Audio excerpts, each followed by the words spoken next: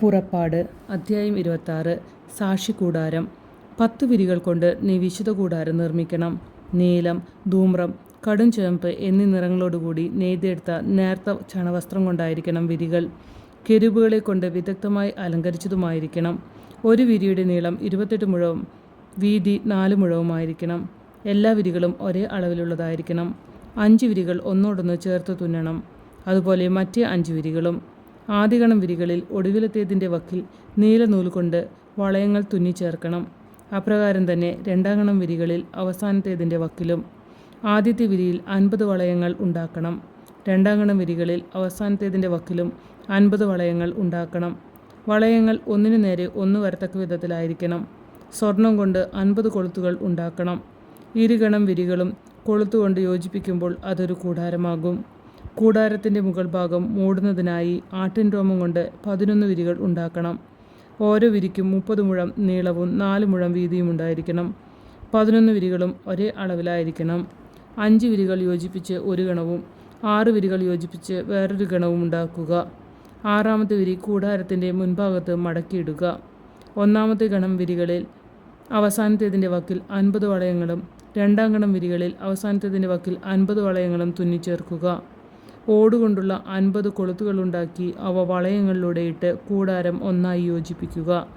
അവശേഷിക്കുന്ന ഒരു പകുതി വിരി കൂടാരത്തിൻ്റെ പിന്നിൽ തൂക്കിയിടണം. മേൽവിരിയുടെ നീളത്തിൽ ഓരോ വശത്തും അവശേഷിക്കുന്ന ഓരോ മുഴം ഇരുവശങ്ങളും മറയ്ക്കാനായി തൂക്കിയിടണം. ഉറക്കിട്ട മുട്ടാടിൻ തോലുകൊണ്ട് കൂടാരത്തിന് മൂടിയുണ്ടാക്കണം. മൃദുലമായ തോലുകൊണ്ട് വേറൊരു ആവരണവും ഉണ്ടാക്കണം. കരുവേല മരത്തിൻ്റെ പലകകൾ കൊണ്ട് കൂടാരത്തിന് നിവർന്നു നിൽക്കുന്ന ചട്ടങ്ങൾ ഉണ്ടാക്കണം. ഓരോ പലകയുടെയും നീളം 10 മുഴവും വീതി 1.5 മുഴവുമായിരിക്കണം. പലകകളെ തമ്മിൽ ചേർക്കുന്നതിന് ഓരോ പലകയിലും 2 കൂടുമകൾ വീതം വേണം. എല്ലാ പലകകളും ഇങ്ങനെ തന്നെ ഉണ്ടാക്കണം. കൂടാരത്തിന് ചട്ടപ്പലകകൾ ഉണ്ടാക്കണം. തെക്ക് വശത്ത് 20 പലകകൾ. 20 പലകകളുടെ അടിയിലായി വെള്ളി കൊണ്ട് 40 പാദകുടങ്ങൾ ഉണ്ടാക്കണം. ഓരോ പലകയുടെയും അടിയിലുള്ള 2 കുടുമകൾക്ക് 2 പാദകുടങ്ങൾ വീതം. കൂടാരത്തിൻ്റെ രണ്ടാം വശമായ വടക്കുവശത്തേക്കായി 20 പലകകൾ നിർമ്മിക്കണം. ഓരോ പലകയ്ക്കുമിടയിൽ 2 വീതം വെള്ളി കൊണ്ട് 40 പാദകുടങ്ങൾ ഉണ്ടായിരിക്കണം. കൂടാരത്തിൻ്റെ പിൻഭാഗമായ പടിഞ്ഞാറ് വശത്തേക്കായി 6 പലകകൾ നിർമ്മിക്കണം. കൂടാരത്തിൻ്റെ പിൻഭാഗത്തെ 2 മൂലകൾക്കായി 2 പലകകൾ ഉണ്ടാക്കണം. അവയുടെ ചുവടുകൾ അകന്നു നിൽക്കണം. മുകളിൽ അവ ഒരു വളയം കൊണ്ട് യോജിപ്പിക്കണം. 2 പലകകൾക്കും ഇപ്രകാരം തന്നെ.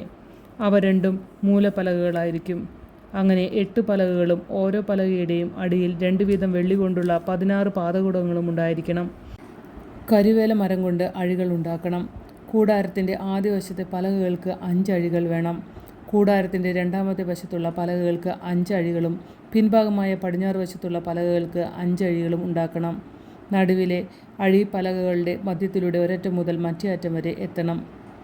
പലകകൾ സ്വർണം കൊണ്ട് പൊതിയണം. അഴികൾ കടത്തുന്നതിന് അവയിൽ സ്വർണം കൊണ്ട് വളയങ്ങൾ നിർമ്മിക്കണം.